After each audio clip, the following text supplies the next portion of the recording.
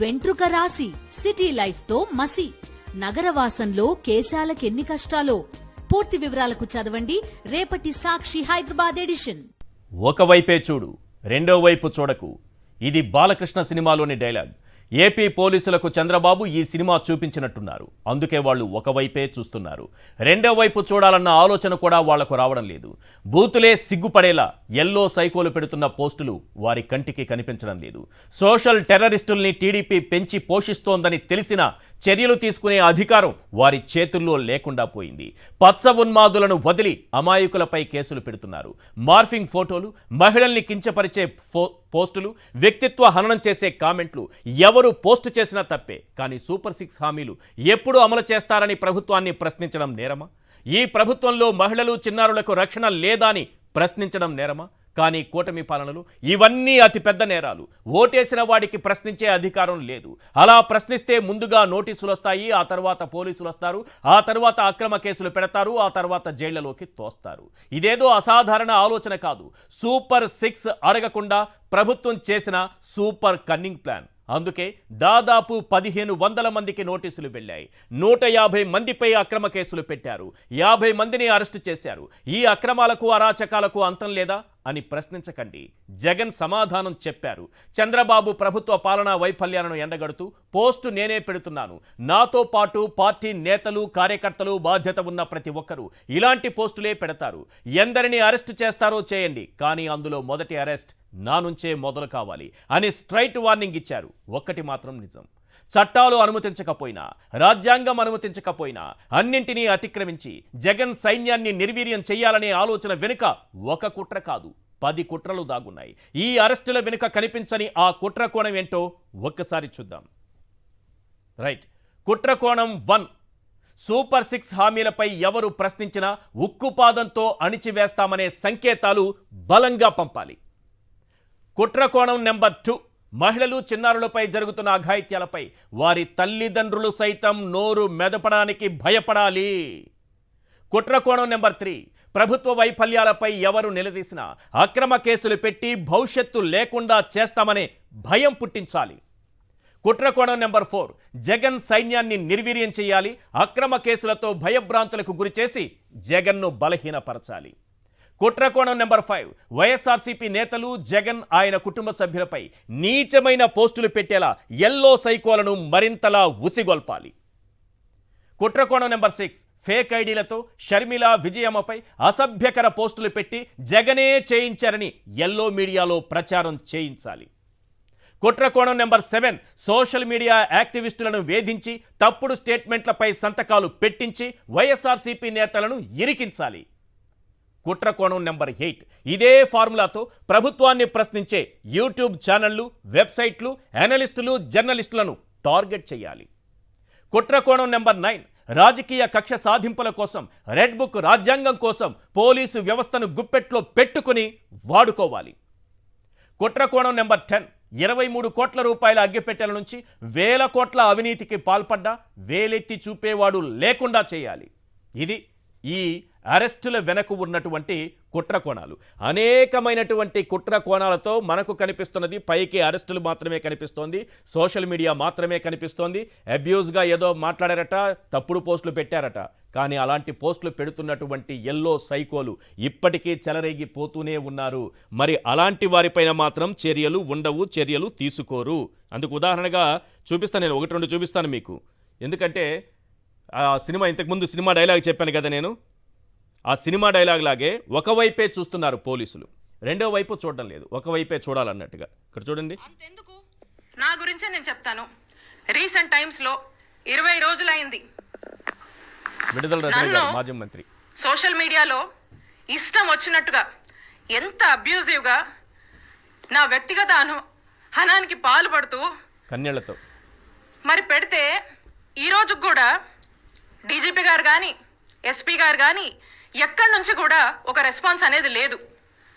మరి ఇంత వ్యక్తిగత హననానికి పాల్పడినప్పుడు మనము విత్ ఎవిడెన్సెస్ నేను కంప్లైంట్ ఇస్తే 20 రోజులైంది. There is no status on my case on the complaint filed. అంటే దీన్ని బట్టి మనం ఏమర్థం చేసుకోవాలి అంటే, లా మీకు ఒకలాగా పనిచేస్తుంది, మాకు ఒకలాగా పనిచేస్తుంది. స్పష్టంగా అర్థమవుతుంది. అంతెందుకు, ఇది ప్రశ్నిస్తే అరెస్ట్ చేస్తాం ఒక కోణం.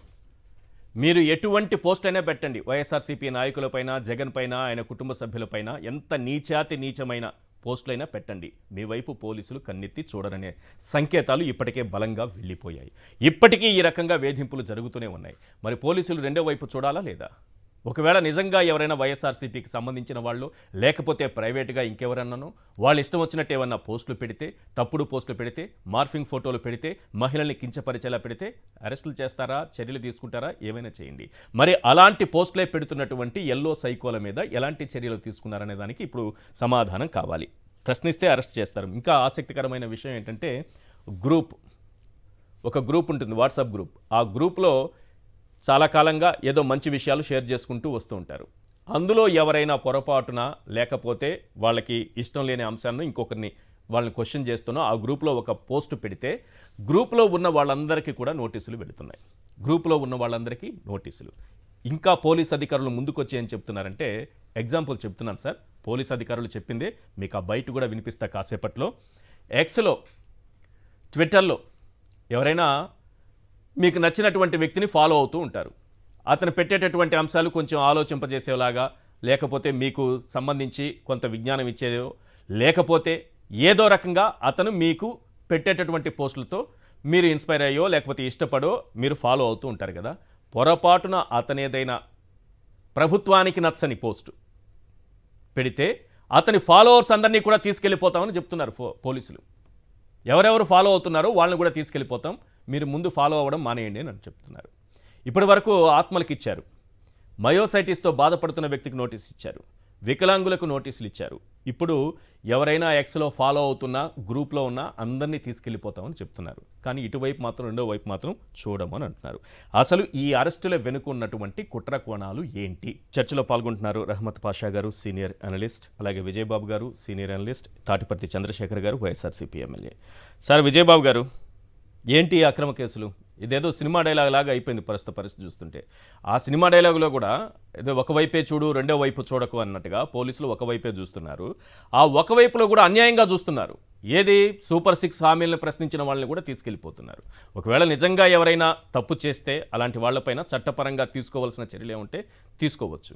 ఈ విధంగా సూపర్ 6 హామీలు ఎక్కడ, అమ్మకు వందనం ఎక్కడ, రైతులకు పెట్టుబడి ఎక్కడ, విద్యార్థులకు ఈ ఫీజు రియంబర్స్మెంట్ ఎక్కడ, ఇవి ప్రశ్నించిన వాళ్ళని కూడా కేసులు పెట్టి జైలులో వేసి అక్రమ కేసులు అన్నీ కూడా ఈ విధంగా పెట్టి చేస్తున్నారు. ఇప్పుడు జగన్ గారు ఏమన్నారంటే, ఎస్ నేనే ముందుగా ట్వీట్ పెడుతున్నాను, ఇప్పుడు నేను ప్రశ్నిస్తున్నాను, చాలామంది ఇంకా లక్షలాది మంది ప్రశ్నిస్తారు, మీ అరెస్టులు అనేది నా నుంచి మొదలు పెట్టండి అన్నారు. వాస్తవానికి అధికారం అనేటువంటిది ప్రజలు వాళ్ళకి ఇచ్చారు, లేకపోతే పుచ్చుకున్నారు, ఏదైనా కానీ మొత్తం మీద అధికారంలోకి వచ్చారు. అధికారంలోకి వచ్చిన తర్వాత అధికారాన్ని సస్టైన్ చేసుకోవాలి. సస్టైన్ చేసుకోవాలంటే ప్రజాభిమానాన్ని చూరగనాలి.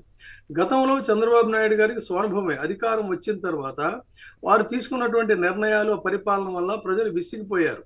కాబట్టే మళ్ళీ వైసీపీ వచ్చింది. వైసీపీ నుంచి ఇప్పుడు వీళ్ళకి అధికారం వచ్చాక ఇది ఒక గ్రేట్ ఆపర్చునిటీ.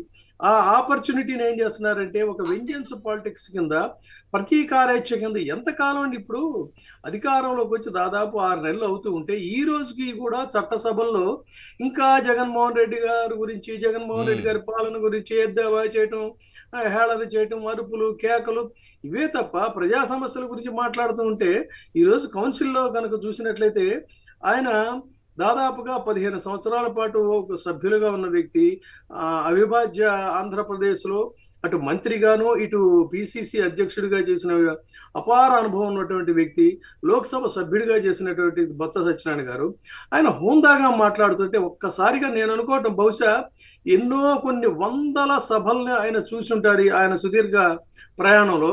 బహుశా ఈ రోజు ఆయనకి ఎదురైనటువంటి సభను మాత్రం బహుశా ఆయన ఎప్పుడు చూసి ఉండకపోవచ్చు. దేవుడు బాబు ఇదేంటి గొడవ ఏంటని. కానీ ఆయన ఇష్యూస్ మీద మాట్లాడుతుంటే ఇష్యూస్కి సమాధానం చెప్పకుండా అటాక్ చేయటం మొదలు పెట్టారు. తర్వాత ఆయన చాలా అద్భుతంగా సమాధానం చెప్పాడు. ఆవేశంతో ఊగిపోతా ఉంటే సభలో లేని వారి గురించి, సభకి సంబంధం లేని అంశాల గురించి మాట్లాడతాం, ఇది సభా సంప్రదాయం కాదని చాలా సున్నితంగా చెప్పారు. కానీ వాళ్ళ ఆగ్రహానికి కానీ వాళ్ళ యొక్క దీనికి కానీ ఎండ్ కార్డ్ ఎక్కడనేది మనకు తెలియట్లేదండి, కనిపించడం. ఇక అరెస్టుల విషయానికి వద్దాం. అరెస్టులు అనేటువంటి వాటికి ఇది మనం లేదంటే మనం ఏ వారసత్వం నుంచి వచ్చాం, మనం ఒకసారి వెనక్కి తిరిగి చూస్తే దౌష్ట్యానికి దుర్మార్గానికి ప్రతీకగా నిలిచిన బ్రిటిష్ ముష్కరుల యొక్క కాఠిన్యాన్ని చూసి ఆ నిర్బంధాలని వాటన్నిటినీ కూడా ప్రతిఘటించి తద్వారా స్వాతంత్రాన్ని సాధించుకున్నటువంటి వారసుల నుంచి మనం వచ్చినటువంటి వాళ్ళం. కాబట్టి ఇప్పుడేదో కొత్తగా ఆంధ్రప్రదేశ్లో ఎన్నడూ లేని విధంగా ఈ నిర్బంధకాండ కొనసాగిస్తే, అఫ్కోర్స్ మీరు అన్నట్టుగా కొంతమంది ఫిజికల్లీ ఛాలెంజర్స్ కావచ్చు, కొంతమంది రుజాగ్రస్తులు కావచ్చు, కొంతమంది అమాయకులు కావచ్చు, కొంతమంది మహిళలు కావచ్చు, కొంతమంది వీళ్ళంతా కూడా సఫరర్స్గా మిగులుతారు. కానీ అంతిమ విజయం ఎప్పుడు కూడా నిర్బంధకాండ కాదు. ఇదే సందర్భంలో ప్రభుత్వానికి చెప్తుంది ఏంటంటే, మీకు చంద్రబాబు నాయుడు గారు ఏదో అద్భుతమైనటువంటి ముఖ్యమంత్రి అని, ఆయనకి ఏదో 5వ స్థానం వచ్చిందని కూడా చెప్తున్నారు. మరి ఈ రోజున ఒక వాస్తవం చెప్పుకోవాలంటే, భారతదేశంలో ఒక ప్రభావవంతమైన శక్తివంతమైన ప్రధానులు ఎవరు అని అంటే, రాజకీయాలకు అతీతంగా ఇందిరాగాంధీ గారి గురించి, నరేంద్ర మోడీ గారి గురించి చెప్పుకుంటారు. నరేంద్ర మోడీ గారి గురించి, ఇందిరాగాంధీ గురించి గారు చెప్పుకున్నప్పుడు, ఇందిరాగాంధీ గారి గురించి మరి అంత ఇదైనా ఫస్ట్ వచ్చేది ఏంటంటే ఎమర్జెన్సీ అనగానే నిర్బంధకాండ అనగానే పత్రికల గొంతు నొక్కేయడం, సెన్సార్ విధించడం. ఇవాడికి ఇన్ని దశాబ్దాలైన ఆ మచ్చలు మిగిలిపోయాయి కదండి. ఈ ప్రభుత్వానికి తెలియజేస్తుంది ఒకటే, వాళ్ళ మన చర్చ పరంగా చెప్పేది ఏంటంటే, మీరు ఎంత మందినో నిర్బంధిస్తున్నారు, వాళ్ళందరూ ఎవరో కొంతకాలానికి తెలియదు, వాళ్ళ పేర్లు తెలియదు, ఆ సంఘటనలు గుర్తుండవు. కానీ గుర్తుండేది, చరిత్రలో శాశ్వతంగా మిగిలిపోయేది ఏంటంటే, ఫలానా హయాంలో ఫలానా వారి నాయకత్వంలో పోలీసు నిర్బంధకాండకి ఇంతమంది బలి అయిపోయారు, నరాచకాలు ఇదని వీళ్ళు ఇటువంటి వాళ్ళు అనేది యావత్ భారతదేశంలో మీకు, ముఖ్యంగా మీకంటే కూడా మీ కుమారుడికి బోలినంత రాజకీయ భవిష్యత్తు ఉంటుందని మీరు అభిలషిస్తున్నారు. అదేవిధంగా ఇంచుమించు ఆయన సమవయస్కులో అటో ఇటో ఉన్నటువంటి పవన్ కళ్యాణ్ గారు కూడా అదే ఆశిస్తున్నారు. మీరు భవిష్యత్తులో ఇంత సుదీర్ఘ రాజకీయం చేయాలనుకుంటున్నప్పుడు ఇటువంటి మత్సలు మీకు అవసరమా? ఇంత అమానవీయంగా, ఇంత అమానుషంగా, ఇప్పుడు నేరస్తుల్ని న్యాయస్థానాలు శిక్షిస్తాయండి. నేరస్తుల్ని మీరే శిక్షించమని ఎక్కడైనా న్యాయస్థానం ఉందా? పోలీసుల ద్వారా మీరు అరాచకాన్ని సృష్టించమని ఉందా? పోలీసులకి మీరు ఇటువంటి ఎంత కష్టపడ్డామండి పోలీసు వ్యవస్థని సరిదిద్దడానికి. ఆ బ్రిటిష్ వారసత్వం నుంచి, ఆ కలోనియల్ కల్చర్ నుంచి పోలీసు వ్యవస్థను బయటపడేసి పోలీసులంటే సామాజిక సేవకులనే పేరు తేవడానికి ఎంతమంది ఐపీఎస్ అధికారులు విశేషమైనటువంటి కృషి చేశారండి. అదంతా తిరిగి మళ్ళీ వాళ్ళు బూడిదలో పోసిన పన్నీర్లాగా అతి కొద్ది మంది ముష్కరుల వల్ల యావత్ పోలీసు వ్యవస్థకే ఇలాంటి చెడ్డ పేరు వచ్చేటువంటి పరిస్థితి వచ్చింది. అయితే ఇక్కడ గమనించాల్సింది ఏంటంటే, చాలా విస్పష్టంగా మనం ఇవాళ తెలుసుకోవాల్సింది, ఈ నిర్బంధాలు ఇవన్నీ కూడా కొంతకాలం పడుతుందండి చట్టాల పట్ల అవగాహన రావడానికి. ఒక్కసారి చట్టాల గురించి అవగాహన వచ్చినట్టయితే, ఈ రోజు నేను చెప్తున్నా, నేను ఇవన్నీ చూడలేకే, నా దారి నేను హాయిగా ఉండొచ్చు, కానీ ఇవి చూడలేకే నేను ప్రజా ప్రయోజన వ్యాజ్యం, పబ్లిక్ ఇంట్రెస్ట్ లిటిగేషన్ బిల్ అనేటువంటిది వేయటం జరిగింది. దీనికి గౌరవ న్యాయస్థానం వారు దీన్ని అంటే లార్జర్ పబ్లిక్ ఇంట్రెస్ట్ ఇందులో లేదు అనేటువంటి ఒక తీర్పు ఇచ్చారు. వారి తీర్పును గౌరవిస్తూనే వారు ఒక అద్భుతమైన వ్యాఖ్యానాలు చేశారు. ఏమని, న్యాయమూర్తుల్ని కూడా దూషిస్తున్నారు, అశ్లీల పోస్టులు పెట్టేటువంటి వాళ్ళని మనం వదిలేయాలా, మా న్యాయమూర్తుల మీద కూడా పెడుతున్నారు అని. అందుకని వారు ఇవాళ మీకు న్యాయమూర్తుల మీద, న్యాయస్థానం మీద గౌరవం ఉంటే వారి వ్యాఖ్యానాల్ని మీరు వెంటనే శిరసాహించి స్వీకరించి తక్షణం న్యాయమూర్తులని ఎవరైతే దూషించారో, మీకు తెలుసు అవినాష్ రెడ్డి కేసు జరుగుతున్నటువంటి సందర్భంలో న్యాయమూర్తులు అతి దారుణంగా మాట్లాడినప్పుడు మనం కూడా రెడ్డి గారికి బెయిల్ ఇచ్చినటువంటి జడ్జి గారిని పబ్లిక్ గా డిబేట్లో కూర్చొని దూషించారు సార్. ఒకటి చంద్రబాబు నాయుడు గారికి రిమాండ్ విధించినటువంటి జడ్జి, మహిళా జడ్జిని ఏ రకంగా అసభ్యమైనటువంటి పదజాలంతో ఆమెకు అన్ని రకాల కులాలు, తర్వాత ఏదేదో అంటగట్టారు, బంధుత్వాలు, ఇంకా నీచమైన పోస్టులు పెట్టారు. మరి నా ప్రశ్న ఏంటంటే సార్, చంద్రబాబు నాయుడు గారు ఒక విషయం పదే రోజు ఏదో ఒక సందర్భంలో చెప్తున్నారు. ఏమని చెప్తున్నారు?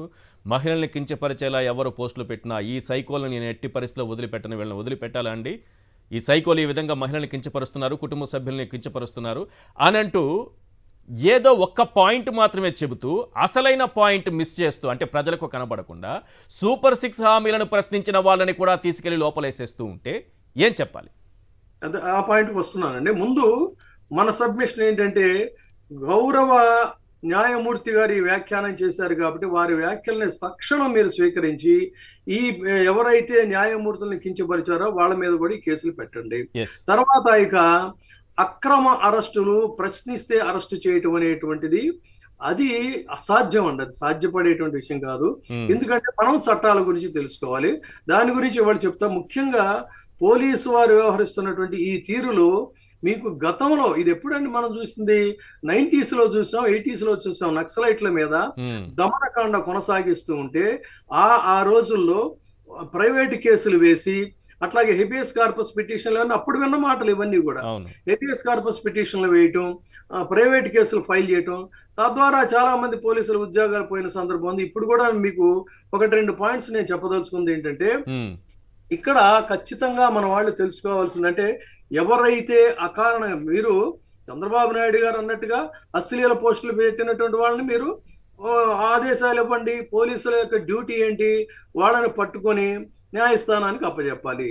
కానీ అలా కాకుండా మహిళలంటే 15 సంవత్సరాల క్రితం, అంటే నక్సలైట్ల మీద దాడులు జరుగుతున్న రోజుల్లో నాకు తెలిసి 15 సంవత్సరాలు 20 సంవత్సరాల క్రితం మాత్రమే రాత్రిపూట మహిళలను అరెస్ట్ చేసి తీసుకెళ్లిన చరిత్ర ఆంధ్రప్రదేశ్ ఉంది. ఆ చరిత్ర ఇప్పుడు మళ్ళీ పునరావృతం అంటే మనం వెనక్కి వెళ్తున్నామా, ముందుకు వెళ్తున్నామా, నాగరికంగా, చట్టపరంగా, ప్రజాస్వామ్యయుతంగా అనేది గమనించాలి. సో అది అలా ఉంచినట్లయితే ఈ రోజున వీళ్ళు చేస్తున్నంతా కూడా చట్టాలని మీ చేతుల్లోకి తీసుకుని చేస్తున్నారు. ఇది డెఫినెట్ గా న్యాయస్థానానికి ఏదో ఒక రోజు అర్థం అవుతుంది. ఈ రోజుకి ఉన్న ఇన్ఫర్మేషన్ ఏంటి? అశ్లీల పోస్టులు పెట్టినటువంటి వాళ్ళని వాళ్ళు 100లైనా 10లైనా ఎంతమంది అయినా కూడా బల్క్ గా అయినా అరెస్ట్ చేసినా తప్పు కాదనేది. కానీ rule is rule for all, equality before the law అనేది ఇక్కడ ఇంప్లిమెంట్ అవ్వడం లేదు. అండ్ మోర్ ఓవర్ ఏంటంటే, ఈ చాలా ప్రధానంగా గమనించాల్సింది wrong interpretation to the statutes. అంటే చట్టాలకి మీరు ఒక వక్ర భాష్యం చెప్తున్నారు. చట్టాలకి వక్ర భాష్యం చెప్పడం అనేటువంటిది అత్యంత ప్రమాదకర ధోరణి. దీన్ని రేపు మేము అవసరమైతే సుప్రీంకోర్టు వరకు కూడా తీసుకెళ్లడానికి ఢిల్లీలో ఉన్నటువంటి సీనియర్ న్యాయవాదులతో సంప్రదింపులు జరుపుతున్నాం. ఖచ్చితంగా ఈ రాంగ్ ఇంటర్ప్రిటేషన్ ఆఫ్ స్టాట్యూట్స్, ప్రత్యేకించి BNS 111 ఏదైతే ఉందో ఆ 111 కి ఇక్కడ ఆంధ్రప్రదేశ్ లో, అంటే ఇక్కడ ఈ బీజాలని మనం ఆంధ్రప్రదేశ్ కు పరిమితం అనుకోకూడదండి. యావత్ భారతదేశ పౌరులు, న్యాయవాదులు, మేధావులు, పౌర సంఘాలు అందరూ గమనించాల్సింది ఏంటంటే, దీన్ని ఏదో battle between YCP and TDP కూటమి అనుకుంటే కాదు.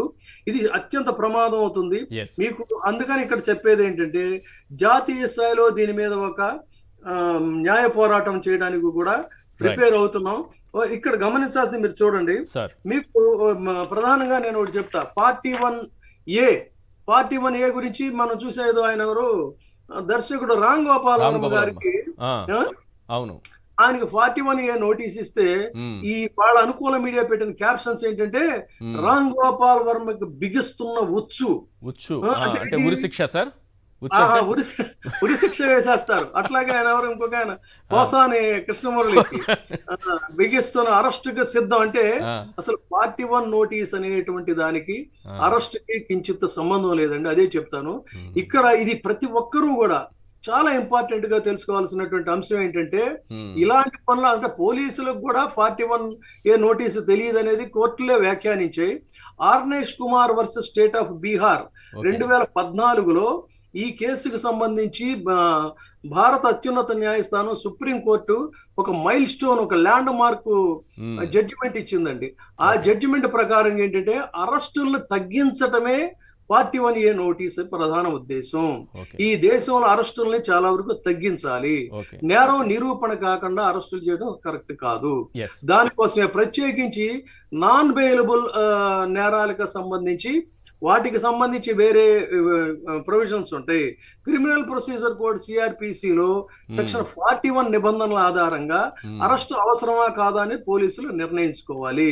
ఒక చెక్ లిస్ట్ ఉపయోగించాలి. చాలా వెరీ ఇంపార్టెంట్ చెప్తున్నానండి. ఇది అందరూ తెలుసుకోవాలి. ఇది పోలీసులు చెక్ లిస్ట్ చేసుకున్న తర్వాత అరెస్టుకి గల కారణాలని ఆ సంబంధిత మ్యాజిస్ట్రేట్కి అందించాలి. ఆ మ్యాజిస్ట్రేట్ కూడా ఏం చేయాలంటే నిర్బంధానికి అనుమతి ఇచ్చే ముందు తప్పనిసరిగా పోలీసుల చెక్ లిస్టు నివేదికని సమీక్షించుకొని తద్వారా మాత్రమే చేయకపోయినట్టయితే Yes. Contempt of court in the magistrate గారికి ఇబ్బంది అవుతుంది, పోలీసుల ఉద్యోగాలు కూడా పోయేటువంటి ప్రమాదం అవుతుంది. కాబట్టి Yes. నిందితుడికి 2 వారాల్లోగా మీరు హాజరవ్వండి అనేటువంటి దీని మీద ఇస్తారు. తర్వాత ఈ 41 నోటీస్ వెళ్ళిన తర్వాత చాలా మంది ఏమనుకుంటారంటే స్టేషన్ బెయిల్ వచ్చిందా? అసలు బెయిల్ తో సంబంధం లేదండి. వెళ్తాడు, ఆయన ఎక్స్ప్లెయిన్ చేస్తాడు, దాని ప్రకారం వాళ్ళు సాటిస్ఫై అవుతారా లేదంటే మ్యాజిస్ట్రేట్ కి ఈ 2 వీక్స్ లో ఇన్ఫార్మ్ చేసినప్పుడు మ్యాజిస్ట్రేట్ దాని మీద డెసిషన్ తీసుకుంటాడు. ఇది 41A నోటీస్ కి సంబంధించింది. దీన్ని ఎడాపెడా వాడి పడేసేస్తున్నటువంటి పరిస్థితి, పైగా బిగిస్తున్న ముచ్చంట. ఆయనకి 41A నోటీస్ ఇస్తే బిగించడం ఏంటంటే అసలు ఏమైనా అర్థం పర్థం ఉందా? ఇది ఒక పాయింట్. తర్వాత ప్రధానమైనటువంటిది ఈ రాష్ట్రంలో జరుగుతున్నటువంటి ఒక బ్రహ్మాండమైనటువంటి ప్రమాదకరమైనటువంటి ఇష్యూ ఏంటి అన్నట్లయితే భారతీయ న్యాయ సంహిత BNS, బహుశా అంతకు ముందు కూడా మీరు డిస్కస్ చేశారేమో నాకైతే తెలియదు, కానీ సెక్షన్ 111 అనేటువంటిది వ్యవస్థీకృత నేరాల కింద ఈ సోషల్ మీడియాలో పోస్టులు పెట్టినటువంటి వాళ్ళని అరెస్ట్ చేస్తున్నారు. దీని మీదే రేపు సుప్రీంకోర్టుకి మేము వెళ్ళడానికి సంప్రదింపులు చేస్తున్నాం. ఎందుకు అన్నట్లయితే ఇది మీకు ఒకసారి చదివి వినిపిస్తాను. భారతీయ న్యాయ సంహిత BSN సెక్షన్ 111 అనేది ఏంటంటే ఇది సోషల్ మీడియా పోస్టులకు సంబంధించి వ్యాఖ్యానాలు చేసేవాళ్ళు, రాజకీయ వ్యాఖ్యానాలు చేసే వాళ్ళకి, విమర్శలు చేసే వాళ్ళకి కించిత్తు వర్తించదు. కానీ ఎందుకు వీళ్ళు ఇందులో పెడుతున్నారంటే మోకానికి బోడిగుండికి ముడి పెట్టినట్టు ఇందులో చిన్న అర్థం పర్థం లేనటువంటి వక్రీకరణను తీసుకొని చేస్తున్నారు.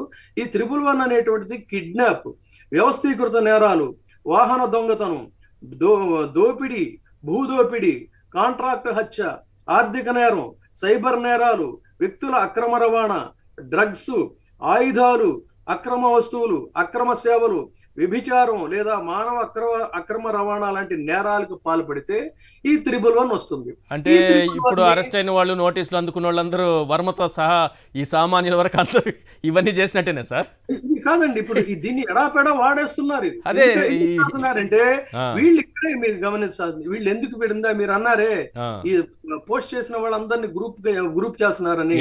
ఇక్కడ వ్యవస్థీకృత నేరం కింద తీసుకొస్తున్నారు. 111 అర్థం ఏంటంటే వ్యవస్థ, ఈ వీళ్ళందరూ కూడా సోషల్ మీడియా కార్యకర్తలందరూ కూడా వ్యవస్థీకృత నేరస్తులు, అంటే ఆర్గనైజ్డ్ క్రిమినల్స్ అన్నమాట. వీళ్ళు చాలా ఆర్గనైజ్డ్ గా ఈ రాష్ట్రంలో ఇలాంటి పనులు చేయడానికి చేస్తున్నారు అనేటువంటి ఒక దీన్ని చేస్తున్నారు. అంటే misuse of the section, wrong interpretation of the statute. దీన్ని మేము జాతీయ స్థాయిలో దీన్ని ముందుకు తీసుకెళ్తున్నాం. తద్వారా మాత్రమే మనకు రక్షణ కలుగుతుంది. ఇంత ఎడాపెడా చట్టాలని చేసినప్పుడు ఎన్నో చూసామండి. ఇలాంటి చట్టాలు మిస్యూజ్ చేసినప్పుడు వాళ్ళకి ఎలాంటి వాతలు పండియో డెఫినెట్ గా ఇది కూడా ఇదవుతుంది. కాకపోతే ఈ లోపు ఏంటంటే ఒక విషయం ఏంటంటే ప్రజల కంటే కూడా రాజ్యం చాలా ఎప్పుడు బలం గలది. సో రాజ్యాధికారం వాళ్ళ చేతిలో ఉంది. వీళ్ళు చీమలే కదా అని చీమల్ని నలిపేస్తున్నారు. చల్లా చెదరని చీమలన్నీ కూడా ఒక చోటకి చేరాక కొండ చిలువ పరిస్థితి ఎలా ఉంటుంది అనేటువంటిది మనకి తెలుసు. కాకపోతే ఈ లోపు కొంత నష్టం జరుగుతుంది అంతే తప్ప రాజ్యం వీరభోజ్యం కాదు. అది ఇలాంటి దుర్నీతులకి ఎప్పుడు కూడా అది ఇదిగా పర్మనెంట్ గా ఉంటుంది అనుకోవటం కూడా పొరపాటు. కాబట్టి ఒకటే చెప్పదలుచుకుంది, ఇందిరాగాంధీ గారి యొక్క ఎమర్జెన్సీని దృష్టిలో పెట్టుకొని మీరు ఎప్పటికైనా సరే మిమ్మల్ని మీరు ఒకసారి అనలైజ్ చేసుకోండి. దాన్ని ఎక్కడో ఒక ఎండ్ కార్డు పెట్టండి. కాదన్నట్లయితే డెఫినెట్ గా మీరు ఏదైతే ఆశిస్తున్నారో దాని ఫలితాలు మీకు వికటిస్తాయి అనేటువంటిది మాత్రం స్పష్టం. ఈ లోపు కొన్ని నష్టాలకి కష్టాలకి కొంతమంది బలైపోతారు. ఆబ్వియస్లీ దాంట్లో అనేక ఉద్యమాలకి చాలా మంది బలవుతుంటారు. రైట్. నేను చెప్పేది ఏంటంటే ఇక్కడ సామాన్యుడే కదా సార్, ఒక ఎమ్మెల్యే గారు పెట్టినటువంటి పోస్టు కూడా ఆయన పైన కేసు నమోదు చేసినటువంటి పరిస్థితి కనిపిస్తోంది. తాటిపర్తి చంద్రశేఖర్ గారు ఏంటి, ఇప్పుడు జగన్మోహన్ రెడ్డి గారు కూడా ట్వీట్ పెట్టారు, ప్రతి ఒక్క అంశం పైన నిలదీశారు. ఇప్పుడు జగన్మోహన్ రెడ్డి గారిని కూడా అరెస్ట్ చేయబోతున్నారు అనుకుంటున్నారా? ఆయనతో పాటు చాలామంది ఇప్పుడు ట్వీట్లు పెడుతున్నారు, ప్రశ్నిస్తున్నారు సూపర్ 6 హామీలు ఏమయ్యాయని. ఇందులో అయితే చాలా డీటెయిల్గా రాసుకొని వచ్చారు. ఒక్కొక్క పథకానికి అయ్యేటటువంటి ఖర్చు ఎంత, మీరు రిలీజ్ చేసిన బడ్జెట్ ఎంత, కొన్నిటికైతే 0 అసలు రిలీజ్ చేయలేదన్న విషయాన్ని. మరి ఇప్పుడు జగన్మోహన్ రెడ్డి గారి పైన కేసు పెడతారా? రేపు ఇలాగే పోస్టులు పెట్టే వాళ్ళ పరిస్థితి ఏంటి? మీ పరిస్థితి ఏంటి? ఫస్ట్ అది చెప్పండి. మళ్ళీ ఏదన్నా అవసరం అయితే పోస్ట్ పెడతారా మీరు? అందరికీ నమస్కారం సార్. ఖచ్చితంగా రోజు పెడుతూనే ఉంటాం ఆ,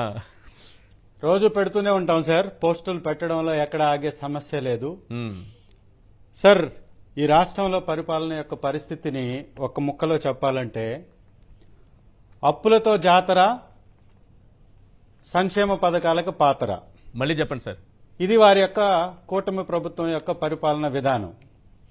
అప్పులతో ఏమో జాతర, ఉమ్, సంక్షేమ పథకాలకి సంబంధించినటువంటి విషయంలో మాత్రం వాటిని పాతరేసేటటువంటి పరిస్థితి.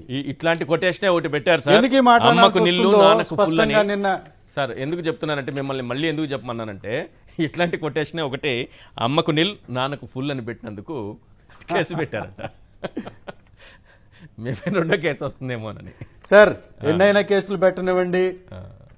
అంటే వారి యొక్క పరిపాలన విధానం ఎట్లుందంటే ఉమ్, కర్రన్నోడదే బర్రె అనేటటువంటి ఒక సామెత ఉంది చూడండి, ఆ, అది గుర్తొస్తుంది.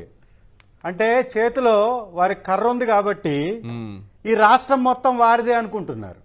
ఈ రాష్ట్రాన్ని దోచుకోవడానికి వారికి పేటెంట్ ఇచ్చారు ప్రజలు అనేటటువంటి ఒక ఆలోచన విధానంతో వారు ఎట్లా ముందుకెళ్తున్నారో కనపడుతుంది. ఉమ్, నిజంగా వారు చెప్పేటటువంటి మాటలకి చేసేటటువంటి పనులకి పొంతలేదనేది చాలా స్పష్టంగా అనేక సందర్భాల్లో అర్థమైపోయింది. నిన్న ఉమ్, ప్రశ్నోత్తరాల సమయంలో నాకు వచ్చినటువంటి అవకాశాన్ని బట్టి నేను ఒక ప్రశ్నని సంధించాను సార్. ఓకే. శాసనసభ సాక్షిగా ఆ. వారిచ్చినటువంటి ఆన్సర్ ఇది, హోంమంత్రి గారు ఇచ్చినటువంటి ఆన్సర్. ఓకే. ఈ రాష్ట్రంలో మీ కూటమి ప్రభుత్వం వచ్చిన తర్వాత ఆడబిడ్డలపై జరిగినటువంటి అఘాయిత్యాలు గాని, అత్యాచారాలు గాని, దాడులు గాని ఉమ్, ఎన్ని జరిగాయి చిన్నపిల్లలపై, ఉమ్, మహిళలపై, అందరిపై అని ఒక ప్రశ్న వేస్తే వారిచ్చినటువంటి సమాధానం, ఓకే.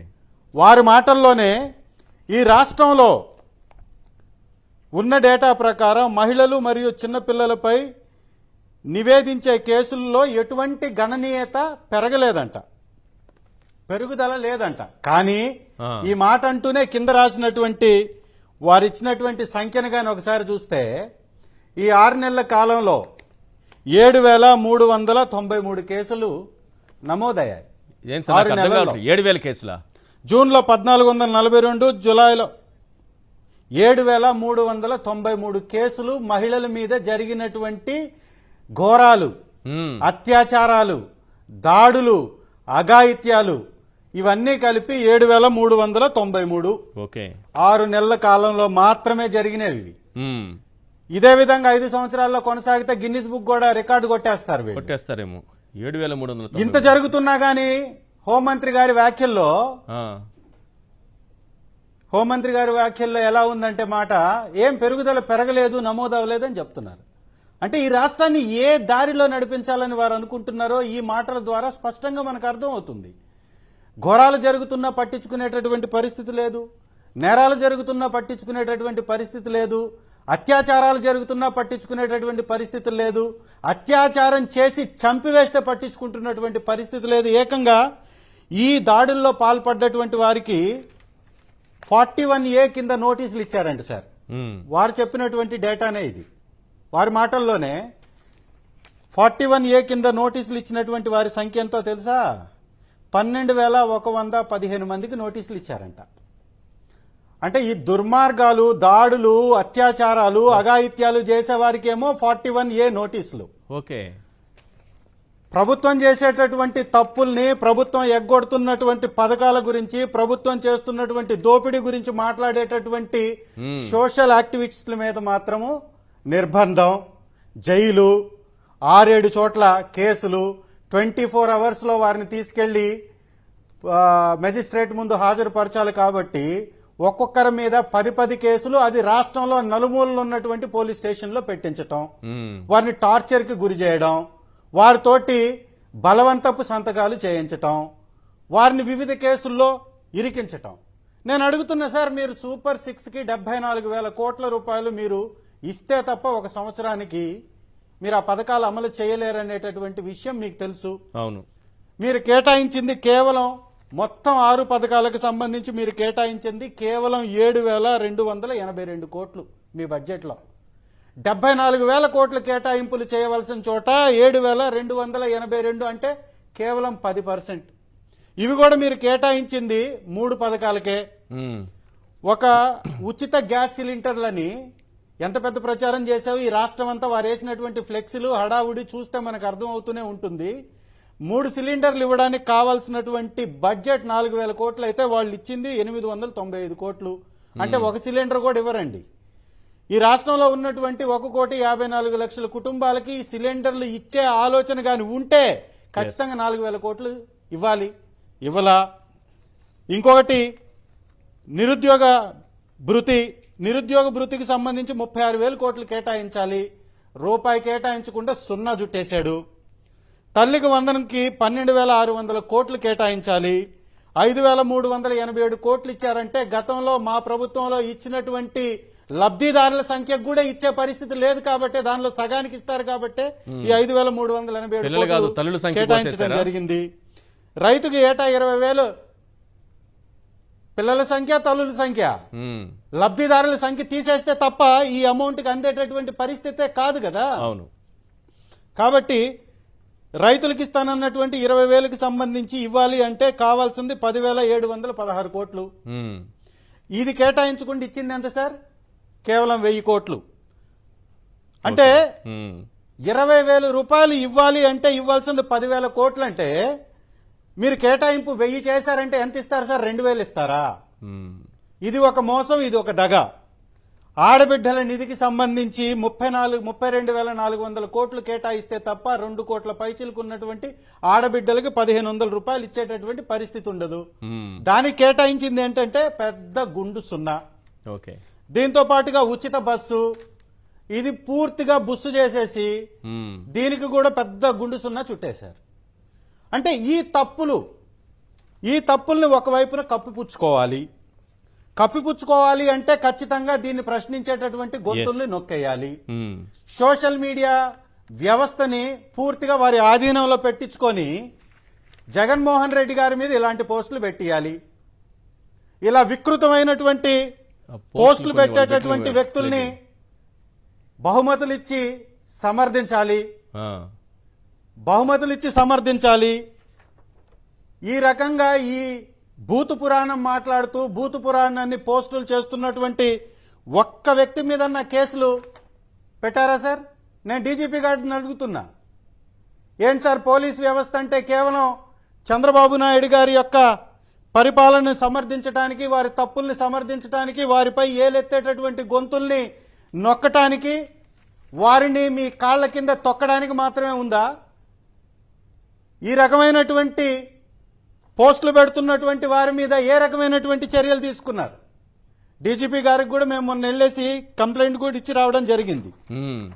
ఇన్ని రకాలైనటువంటి పోస్టులు ఈ రకంగా దాడి చేస్తుంటే వీరిని పట్టించుకోకుండా కేవలం ఒక పార్టీకి కొమ్ము కాసే విధంగా ఈ రాష్ట్రంలో ఉన్నటువంటి సగం జనాభాకి మాత్రమే ఆ తెలుగుదేశం పార్టీ ప్రభుత్వం సంబంధించినట్టుగా వారు చేస్తున్నటువంటి ఈ దుర్మార్గపు రాజకీయానికి, ఈ దుర్మార్గపు ప్రభుత్వానికి అండగా నిలవడం ఇది ఎంతవరకు సమంజసమని అడుగుతున్నాం.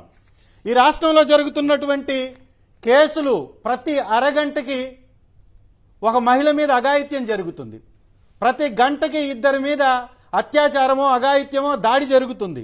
ఒక రోజుకి 48 కేసులు నమోదవుతుంటే ఈ పోలీస్ వ్యవస్థ నిద్రపోతుందా?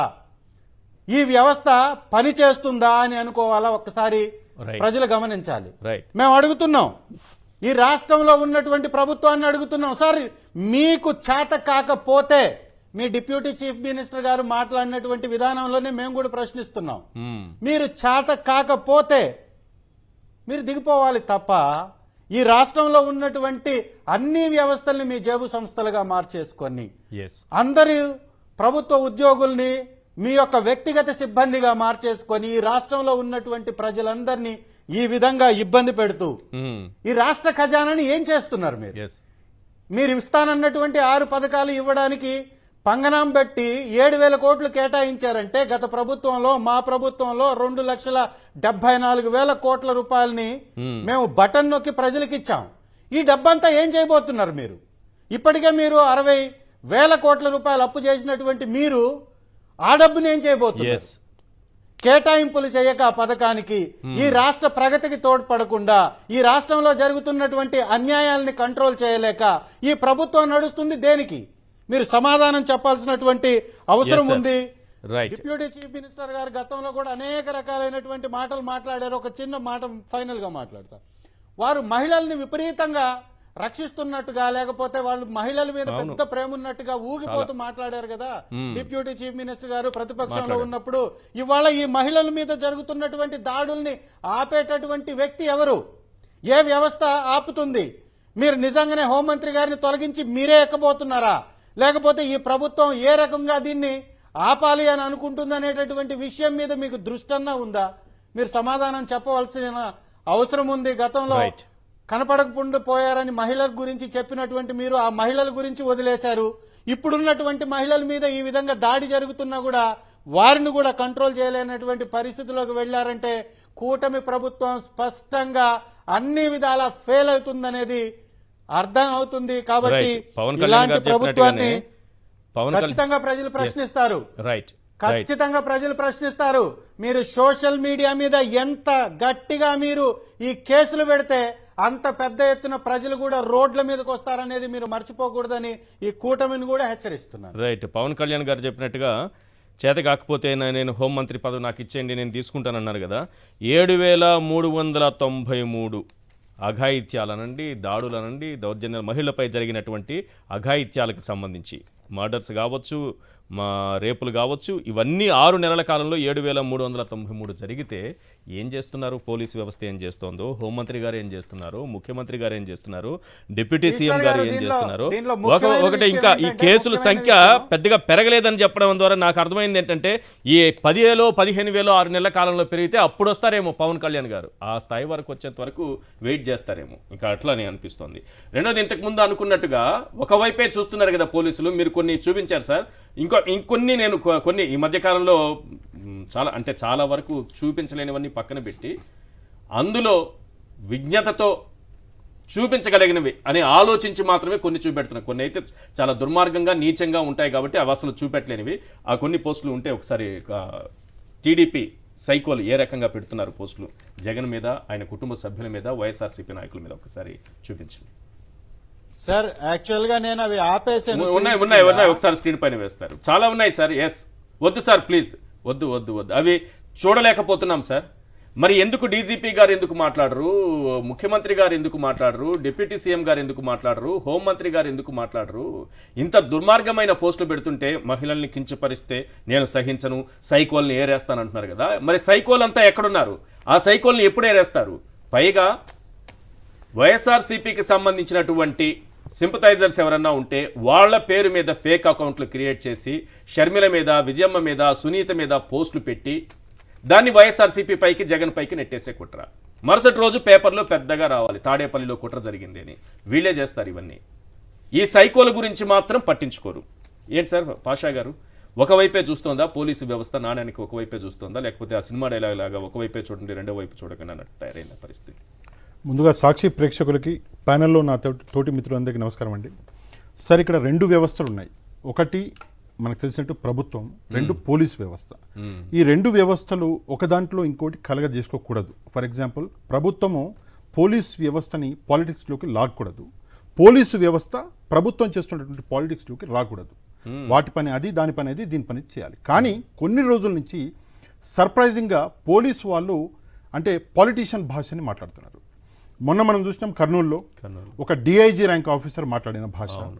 ఈ రోజు అనుకుంటే నాకు వీడియో వచ్చింది, ఇక్కడ విజయవాడ సిపి గారు, కమిషనర్ గారు, ఆయన మాట్లాడినటువంటి రాజశేఖర్ బాబు గారు అంట, ఆయన మాట్లాడినటువంటి మాటలు విని నిజంగా నేను సర్ప్రైజ్ చెప్పాను. ఎందుకంటే వాళ్ళు ఒక పెద్ద అధికారులు, అంటే పెద్ద పదవిలో ఉన్నటువంటి అధికారులు.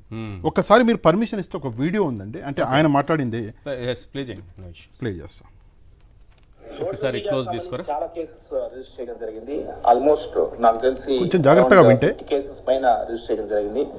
సోషల్ మీడియాలో జుగుప్సాకరంగా, అసభ్యకరంగా పోస్టులు పెడితే ఎటువంటి పరిస్థితులు ఉపేక్షించేది లేదు. ఇటువంటి జుగుప్సాకరమైన వ్యక్తులు, ఇటువంటి నీచమైన భాషను ఉపయోగించే వ్యక్తులు వీళ్ళని ఫాలో అవ్వడం తప్పే. దయచేసి అట్లా ఎవరైనా ఫాలో అవుతుంటే మీరు ఇమీడియట్ గా అన్ఫాలో కాండి. ఎందుకంటే కొన్ని సందర్భాల్లో మేము వాళ్ళని విట్నెస్ గా తీసుకోవాల్సిన అవసరం ఏర్పడుతోంది. కొందరికి నోటీసులు కూడా సర్వ్ చేస్తున్నాం. సో ఇటువంటివన్నీ లేకుండా వాడిని అన్ఫాలో చేసే మంచిది. ఇటువంటి వ్యక్తుల్ని మనం సమాజంలో మనం భరించలేము. మనం వీళ్ళ మీద కఠినంగా యాక్షన్ తీసుకోవడం జరుగుతుంది. ఇంకా నిఘా పెట్టినాం, సోషల్ మీడియా టీమ్ కూడా పటిష్టం చేస్తున్నాము. ఆ మెసేజ్ లో కాస్త దుగుప్సాకరంగా ఉన్నా కూడా కేసు కట్టేస్తున్నాం. ఇక్కడ ఒక మాట ఈయన చెప్పారండి, నీచమైన భాష అని చెప్పేసి. అది ఒక భాష అంటే నేను జనరల్గా చూపిస్తుంటా, ఒక వ్యక్తి మాట్లాడినటువంటి ఒక భాష ఉంది నా దగ్గర.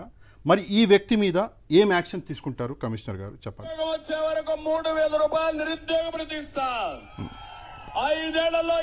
ఈయన చంద్రబాబు నాయుడు గారు మాట్లాడినటువంటి ఒక మాట ఉంది, సారీ ఆ వీడియో ఈ ఫోన్లో ఉన్నట్టుంది. అనకూడదు, మళ్ళీ చెప్తున్నా, నీ అమ్మ మొగుడు అని చెప్పేసి ఒక భాష మాట్లాడారు. ఆ వీడియో మీ దగ్గర ఉండుంటది. ఉంటుంటే ఒకసారి ప్లే చేయరా. లోకేష్ గారు కూడా మాట్లాడారు అలాంటి భాషే, ఇద్దరిది మాట్లాడినవాడు. ఇప్పుడు ఎందుకంటే చాలా వరకు ప్రవచనాలు చెప్తున్నారు ఇద్దరు కూడా. ఆ ప్రవచనాలు, సూక్తులు, సుమతి శతకాలు, వేదాంతాలు, ఇవన్నీ సిద్ధాంతాలు, ఇవన్నీ చెప్పడానికి బాగానే ఉంటాయి. మనమేం చేస్తున్నాం, ఎలాంటి భాష ఉపయోగిస్తున్నాం, ఒక బాధ్యతాయుతమైనటువంటి పదవిలో ఉండి ఏం మాట్లాడుతున్నాం, ముఖ్యమంత్రి స్థాయిలో ఉన్న వ్యక్తి గురించి మనం ఎలా మాట్లాడుతున్నాం, మనం ఏం చేస్తామనే దాన్ని బట్టే మనల్ని ఫాలో అయ్యే వాళ్ళు కూడా అదే చేస్తారు. ఒకసారి ఆ బైట్స్ ఉంటే ప్లే చేయండి. నా దగ్గర ఒక్క వీడియో ఉందండి, ప్లే చేయమంటారా? ఇక్కడ ఉందా?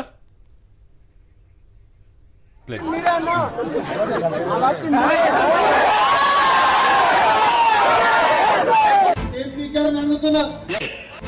నీ అమ్మ మొగుడు సొత్తా, అరే నీ అబ్బా సొత్తా ఇది నా కొడుకు ఏం కనుకరే.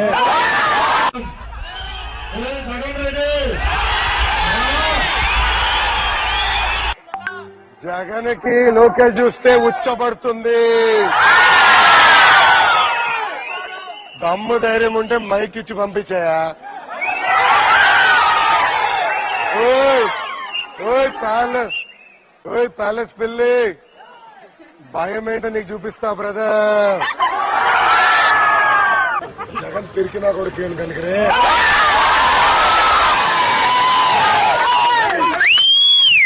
పిరికి నా కొడుకు కనుకరే నా మైక్ పెట్టుకెళ్ళాడు. అయ్యా పండుకి పాన్స్ వాసన తెలుస్తుందా? జగన్కి వైకాపా నాయకులకి బాబు గారిందో తెలీదు. నా మైక్ లాగేసుకున్నాడు ఈ చేత నాకు కొడుకు జగన్మోహన్ రెడ్డి. వాడికి దమ్ము ధైర్యం ఉంటే స్ట్రైట్ గా రమ్మని చెప్పండి. జగనన్న భూ అక్కంట. వీళ్ళ నేను అడుగుతున్నా ఒకే మాట, నీ తల్లి మొగుడిచ్చాడా? మీ అమ్మమ్మ మొగుడిచ్చాడా? మీ నాన్నమ్మ మొగుడిచ్చాడా? మీ జేజే తాత ఇచ్చాడా? ఎవడిచ్చాడు? ఇదేనా మీరు చెప్పిన గురించి? ఇందులో ఒక్క విషయం సార్, విజయవాడ సిపి గారికి, సరే ఇన్ని కేసులు పెడుతున్నాము, ఇంతమంది మీద అది చేస్తున్నాము, ఇది చేస్తున్నాము అని చెప్తున్నారు కదా. నేను మొన్న కూడా చూపించిన కొన్ని పోస్టులు, ఈరోజు కూడా ఒక 2-3 పోస్టులు మీరు పర్మిషన్ ఇస్తే చూపిస్తాను. ఇక్కడ చూడండి ఎంత దారుణం అంటే, ఈ పోస్టును మనం కొంచెం జాగ్రత్తగా చూస్తే, కొంచెం జూమ్ చేస్తే మనము ఈ పోస్టులో పైన ఐడి కనిపిస్తుంది సార్. ఈ ఐడి మీద పవన్ కళ్యాణ్ గారి ఫోటో ఉంది. ఇక్కడ మీరు చూస్తే ఈ పోస్ట్ ఐడి మీద ఏంటి పోస్టు అంటే నీచమైన పోస్ట్ అండి. కొంచెం మనం జూమ్ చేస్తే కనుక మనకు క్లారిటీగా కనిపిస్తుంది. ఇక్కడ మీరు చూసుకుంటే ఇది ఐడి చూడండి, ఇక్కడ ఈ ఐడి దారుణం. ఈ ఐడి నెక్స్ట్ మనం చూసుకుంటే ఇక్కడ చూడండి, ఇట్లాంటి చిల్లర పోస్టులు పెడుతుంటే, ఇట్లాంటి చిల్లర పోస్టులు పెట్టి ఒక ఎక్స్ సీఎంని అవమానిస్తుంటే మరి విజయవాడ కమిషనర్ గారు ఏం చేస్తున్నారు? వీళ్ళని అరెస్ట్ చేసిరా చేయలేదా? కోర్టు ముందు ప్రొడ్యూస్ చేసిరా చేయలేదా? విజయవాడ కమిషనర్ గారు చెప్పాలి. నెక్స్ట్ మనం చూసుకుంటే ఇది చూడండి, ఎంతలా సైకో అని నాకు చాలాసార్లు వినిపిస్తుంది. వీడికంటే ఇంకా సైకో ఎవడన్నా ఉంటాడండి? ఈ పోస్ట్ పెట్టిన వాడికంటే సైకో ఎవడన్నా ఉంటాడా? ప్రపంచంలో వీడికంటే పెద్ద సైకో ఇంకోటి ఉండడు. ఇది సరే, ఇంకా మధ్యలో ఉన్నాయి ఫొటోస్, లేడీస్ ఉన్నాయి, అవి నేను చూపించాను. కాకపోతే ఇక్కడ మీకు కనిపిస్తే ఒకసారి చదువుకోండి. ఇది నెక్స్ట్ మనం చూసుకుంటే ఇది దారుణాతి దారుణంగా ఈరోజు నిజానికి జగన్మోహన్ రెడ్డి గారిని, ఆయన కుటుంబంలో ఉన్న ఆడవాళ్ళని, ఇందాక మీరు చెప్పినట్టు సార్, షర్మిల గారిని, జగన్మోహన్ రెడ్డి గారి తల్లి గారిని అవమానించరు అని చెప్పేసి ఈ రోజు మనం చూసిన శాసన మండలిలో కూడా చెప్పడం జరిగింది. ఎవరు అవమానిస్తున్నారు? ఆ ఐడీలు ఎవరివి? నిజంగా మీరు బయట పెట్టండి. తమాషా ఏంటంటే ఆ ఐడీలు ఎవరు అనేది షర్మిలా గారికి బాగా తెలుసు. షర్మిలా గారికి తెలుసు, ఎందుకంటే గతంలో ఆమె పైన సినిమా వాళ్ళతో సంబంధాలు అంటగడుతూ పెట్టినటువంటి పోస్టులు బాలకృష్ణ ఇంటి నుంచి జరిగిందని ఆ రోజు పోలీస్ ఎంక్వైరీలో తేలింది. అన్నీ ఆవిడికి తెలుసు. ఆమె బయటకు వచ్చి ఒక ఇంటర్వ్యూలో చెప్పారు, బాలకృష్ణ గారి ఇంటి నుంచి చెప్పారు కదా వస్తున్నాయి అని ఆమె నోటితో ఆమె చెప్పారు. మరి ఈ రోజు అది ఎట్లా మారిపోయింది? ఈ రోజు మారుతుంది. ఇంకోటండి, నేను ఇక్కడ గుత్తిపాటి గారు ఈ రోజు శాసన మండలిలో మాట్లాడారు. ఒక లైన్ వినిపిస్తాం మీకు, ఆయన ఏం మాట్లాడారు. వాళ్ళు దేనికి సపోర్ట్ చేస్తున్నారో మాకైతే అర్థం కావట్లేదు. అంటే సోషల్ మీడియాలో మహిళల పట్ల అసభ్యంగా మాట్లాడే వాళ్ళని వాళ్ళకి సపోర్ట్ చేయడానికి ఇక్కడికి వచ్చారు, వీళ్ళు ప్రశ్నలు అడగడానికి వచ్చారు అనేది మాకు అర్థం కావట్లేదు. ఎందుకంటే గతంలో చూసాం ఆ సభలో ఆ రోజు ముఖ్యమంత్రిగా ఉండి జగన్మోహన్ రెడ్డి గారు చంద్రబాబు నాయుడు గారు కుటుంబ సభ్యుల్ని ఈ విధంగా మాట్లాడుతుంటే ఆ రోజు ఎగిల్ నవ్వుల్ని సమాజం తలదించుకునే విధంగా చేయడం జరిగింది. తర్వాత పవన్ కళ్యాణ్ గారి కుటుంబాన్ని, అదేవిధంగా అనితా గారిని, మినిస్టర్ అనితా గారిని కాకుండా లాస్ట్ కి జగన్మోహన్ రెడ్డి గారి స్వయాన చెల్లెలను కూడా ట్రోలింగ్ చేసి ఇబ్బంది పెట్టిన పరిస్థితి ఎదుర్కొందన్నమాట. దీనికి నేను ఒక సమాధానం చెప్పాలనుకుంటున్నాను సార్, నేను గుత్తిపాటి గారికి. ముందుగా ఏంటంటే, ఎవరైతే మహిళల్ని అవమానిస్తున్నారో వాళ్ళని శిక్షించండి అని వైసీపీ పార్టీ వైఎస్ఆర్సీపీ క్లియర్గా చెప్పడం జరిగింది. జగన్మోహన్ రెడ్డి గారు కూడా క్లియర్గా చెప్పడం జరిగింది. మనమందరం కూడా అదే చెప్తాం. కానీ మీరు ఆ మహిళల్ని అవమానించారు, ఇక్కడ వీడియోలు పెట్టారు అన్న నెపంతో మీరు కేవలం వైఎస్ఆర్సీపీ కార్యకర్తల్ని టార్గెట్ చేసి మరి ఈరోజు తీసుకెళ్లి చిత్రహింసలు పెడుతున్నారు అంటే అది దారుణం. ఫ్రైడే రోజు ఒక వ్యక్తిని అరెస్ట్ చేసి మీరు ఫ్రైడే, సాటర్డే, సండే, మండే మొత్తం ఆ వ్యక్తిని కొట్టి తీసుకొచ్చి మండే అర్ధరాత్రి 1 గంటకి మీరు మేజిస్ట్రేట్ గారి ముందు నిలబడితే అది దారుణము. ఇంకోటి ఇక్కడ చాలా ఇంపార్టెంట్ విషయం మాట్లాడారు ఏంటంటే, పవన్ కళ్యాణ్ గారి ఫ్యామిలీ గురించి, చంద్రబాబు నాయుడు గారి ఫ్యామిలీ గురించి, చంద్రబాబు నాయుడు గారి భార్య గారి గురించి ఎవరన్నా అమర్యాదగా మాట్లాడితే నేను ఒకటే ప్రశ్న అడుగుతా, శిక్షించండి, ప్రూఫ్స్ బయట పెట్టండి, అసెంబ్లీ రికార్డ్స్ బయట పెట్టండి, ఆ వ్యక్తిని శిక్షించండి. ఇప్పుడు ప్రభుత్వంలో ఉన్నది మీరే కదా. మాటికి ఆ విషయాన్ని మాట్లాడుకుంటూ ఏదో సింపతి నేను గెయిన్ చేస్తా అనుకోవడము అది తప్పు కదండి. పవన్ కళ్యాణ్ గారి కుటుంబం గురించి మాట్లాడతా అండి. పవన్ కళ్యాణ్ గారు డైమండ్ రాణి అన్న వర్డ్ మీకు గుర్తుందా అండి? మీకు గుర్తు లేకపోయినా నాకు గుర్తుంది. మీరు మీ కుటుంబం గురించి అంతలా బాధపడుతున్నారు, మీ ఆడబిడ్డల గురించి. నాకు కూడా 3 ఆడబిడ్డలండి, నేను కూడా బాధపడతా. కానీ పక్క మహిళని, ఒక సిట్టింగ్ మంత్రిని పట్టుకుని మీరు డైమండ్ రాణి అని చెప్పేసి అంటే మరి మన కుటుంబం గురించి పక్కవాడు ఎందుకు మాట్లాడారు సార్? అవకాశం ఇచ్చింది ఎవరు సార్? అవకాశం ఎవరు ఇచ్చారు? ఆయన ఇచ్చాడు కదా. మరి అంబటి ఫ్యామిలీ గురించి ఏం మాట్లాడారు మీకు పంపించాను చూడండి. అంబటి ఫ్యామిలీ గురించి అది ఎంత దుర్మార్గమైనటువంటి పోస్టులు పెట్టారంటే, అంబటి ఫ్యామిలీ అవును ఆయనే స్వయంగా బయటకు వచ్చి చూపించారు. వాళ్ళ ఇంట్లో మహిళలు గారా మరి చంద్రబాబు నాయుడు గారికి, లోకేష్ గారికి, పవన్ కళ్యాణ్ గారికి వాళ్ళు మహిళల్లా కనిపించరా? ఎంత దారుణమైన పోస్టులు పెడుతుంటే, మీరు పెట్టిస్తూ ఉంటే, అలాంటి ఐటీడీపీని పెంచి పోషిస్తుంటే, ఉన్మాదుల్ని పెంచి పోషిస్తూ, సైకోల్ని పెంచి పోషిస్తూ మీరే ఇవన్నీ చేస్తూ ఒకవైపు మాత్రమే ఇట్లు చూస్తూ వీళ్ళు ఏదో తప్పులు చేశారు, నేరాలు చేశారు, మహిళల్ని కించపరిచేస్తున్నారంటే ఇది మహిళల్ని కించపరచడం కదా? ఆయన కుటుంబం అండి. మీరు చదివి వినిపించండి సార్. చెప్పారు కాబట్టి అంతవరకు నేను చూసినా ఏ రోజు బయట పెట్టలేదు. ఈ రోజు వారే చూపించారు కాబట్టి నేను చెప్పగలుగుతున్నాను. మంత్రి పదవి కోసం కూతుళ్లను సైతం కామ పార్టీ నాయకుల దగ్గరికి పంపడానికి సిద్ధపడుతున్న ఆంబోతు అని చెప్పేసి ఇక్కడ ఎవరిని చూడండి, ఎవరిని అక్కడ రాసింది చదవండి. ఇక్కడ చూడండి, ఇది అది చదవండి. ఇక్కడ 3 అమ్మాయిల గురించి, ఆయనకి 3 కూతుర్లు ఉన్నారు. ముగ్గురికి ఏంటి తండ్రి తల్లి పోలికలు కాకుండా ఎట్లా చదవాలి సార్? ఇవి ఎట్లా చదవాలి? 3 వేరు పోలికలు ఉన్నాయి. వీళ్ళు కూడా గంట, అరగంట ఏంటి బాపతేనా? ఈ ముగ్గురు కూడా ఏంటి కూడా గంట లెక్కన బ్రతుకుతున్నారా అని చెప్పేసి ఇక్కడ ఒక మాట అంటున్నారు. అంటే చంద్రబాబు నాయుడు, లోకేష్, అలాగే పవన్ కళ్యాణ్ వీళ్ళందరూ సమాధానం చెప్పాలి కదా దీనికి. పోలీసు వ్యవస్థ చెప్పాలి కదా కనీసం. నేను గౌరవనీయులు కమిషనర్ గారు, విజయవాడ కమిషనర్ గారికి ఇది కూడా చూపిస్తున్నానండి. ఇది నేను ఏదో పోలీస్ డిపార్ట్మెంట్కి నెగిటివ్గా మాట్లాడుతున్నాను అని చెప్పేసి అనుకోవద్దు సార్. నేను పోలీస్ డిపార్ట్మెంట్కి సాక్ష్యాలు, ఆధారాలు ప్రొడ్యూస్ చేస్తున్నాను. నేను ఇన్ని పోస్టులు సార్, మొన్న వచ్చినప్పుడు ఇన్ని పోస్టులు చూపించా, ఈ రోజు ఇన్ని పోస్టులు చూపించా, ఇంకా నా దగ్గర ఫ్రెష్గా ఇంకో డజన్ వచ్చాయి పోస్టులు. అవన్నీ చూపిస్తే ఈ పోస్టు ఏదైతే అంటున్నారో కూతుళ్ళు అంటే డైరెక్ట్గా చెప్తున్నారు సార్, ఏం తప్పుగా అనుకోవద్దు. ఆయనకి పుట్టలేదు, ఆ కూతుర్లని సైతం వేరే వాళ్ళ దగ్గరికి పంపిస్తున్నాడు అని చెప్పేసి ఇక్కడ ఒక మాజీ మంత్రిని పట్టుకొని, ఆడబిడ్డల్ని పట్టుకొని అన్యాయంగా మాట్లాడుతున్నారు వైసీపీ నాయకుల కుటుంబాల గురించి. పవన్ కళ్యాణ్ గారి కుటుంబం గురించి మాట్లాడడం తప్పు, అట్లాంటి వ్యక్తిని శిక్షించాలి. పవన్ కళ్యాణ్ గారి బిడ్డల గురించి మాట్లాడడం తప్పు, శిక్షించాలి. కానీ పవన్ కళ్యాణ్ గారు అన్న డైమండ్ రాణి ఈడ చూసుకుంటే ఈ పద్ధతి ఇది కూడా ఇప్పుడు పవన్ కళ్యాణ్ గారు మంత్రి అండి, ఈయన కూడా ఎక్స్ మంత్రి, అవును. మంత్రి బిడ్డలు, మరి ఆ నొప్పి పవన్ కళ్యాణ్ గారికి ఉండాలి కదా, మరి దీని మీద శిక్షిస్తారా, బయటికి వస్తారా? సరే ఒక పని చేయండి, పవన్ కళ్యాణ్ గారికి చంద్రబాబు నాయుడు గారు, పవన్ కళ్యాణ్ గారు చాలా ఆవేదన పడ్డారు ఆ పోస్టులు చూస్తేనే అంటున్నారు. మరి ఇవి చూసి కూడా బాధపడాలి కదా. లేదు, అదే సార్, నేను ఒక విషయం చెప్తా. పవన్ కళ్యాణ్ గారికి ఒక చిన్న సజెషన్, చంద్రబాబు నాయుడు గారికి రిక్వెస్ట్ ఏంటంటే, పవన్ కళ్యాణ్ గారికి హోంమంత్రిత్వ శాఖ ఇచ్చేయండి సార్, ఓకే ప్లీజ్ ఇచ్చేయండి. ఇచ్చేసినాక నాన్న వీళ్ళకి న్యాయం చేస్తాడేమో చూద్దాం. ఎందుకంటే ఆయన మంత్రిత్వ శాఖ మీద ఇంట్రెస్ట్ జరుగుతుందని నమ్మకం పెట్టుకోకండి. లేదు సార్, జరుగుతుందని నాకైతే నమ్మకం లేదు. ఎందుకంటే ఇప్పటికే స్పందించి ఉండాలి. ఎవరు తప్పు చేసినా తప్పనే మాట ఒక్కరి నోటి, ఈ ముగ్గురు నాయకులు లేకపోతే హోంమంత్రులను కలుపుతాం, ఎవరు తప్పు చేసినా తప్పనే మాట ఈ నలుగురు నోటి నుంచి ఒక్కసారి కూడా రాలేదు. వీళ్ళేదో తప్పులు చేసేస్తున్నారు, వీళ్ళేదో సైకోలుగా మారిపోతున్నారని ఒక సైడే చూపిస్తూ తమకు కావాల్సిన కుట్ర కోణాన్ని అమలు చేసుకుంటూ పోతున్నారు. ఒక్క విషయం ఏంటంటే సార్, ఇందులో ఇవన్నీ జరుగుతున్నాయి కదా, నేను లోకేష్ గారు, ఈ రోజు లోకేష్ గారికి బాగా కోపం వచ్చింది, అవును, శాసనమండలిలో. నేను లోకేష్ గారికి మళ్ళీ ఒకసారి చెప్తా, లోకేష్ గారు ప్రస్తుతం మీరు మంత్రి, ఈసారి ఎన్నికై వచ్చారు, అది కొంచెం డిఫరెంట్, ఈసారి ఎన్నికై వచ్చారు, కంగ్రాచులేషన్స్. కానీ నేనేమంటున్నా, మరి మీ తల్లిగారిని ఇంతగా అవమానించారు, మీకంత కోపం వస్తుంది, శిక్షించండి సార్, ఇప్పుడన్నా శిక్షించండి. 5 నెలలు 6 నెలలు అయింది, ఆ ప్రూఫ్స్ బయట పెట్టండి, రికార్డులో ఉంది ఒకటి. రెండవది, జగన్మోహన్ రెడ్డి గారు అన్న ఒక మాట నేను ఇక్కడ చెప్పాలనుకుంటున్నాను ఏంటంటే, భయపడకుండా పోస్టులు పెట్టండి. ఏదైతే ప్రభుత్వం ఏదైతే అన్యాయం చేస్తుందో, మాట ఇచ్చి మాట తప్పిందో, 6 గ్యారంటీలు అని చెప్పేసి ఈరోజు నిజంగా బ్యాడ్ వర్డ్స్ చెప్పకూడదు కానీ చేతిలో ఈరోజు చిల్లిగవ్వ కూడా పెట్టకుండా ప్రజల్ని మోసం చేస్తున్నారు. మొత్తం చుక్కలు చూపిస్తున్నారు. ఎట్లా చూపిస్తున్నారు అంటే, ఈ రోజు కూడా సార్ ఎలక్షన్లకు ముందు చూపించిన చుక్కలు వేరు, ఇప్పుడు ఫ్రెష్ గా చుక్కలు తీసుకొచ్చారు.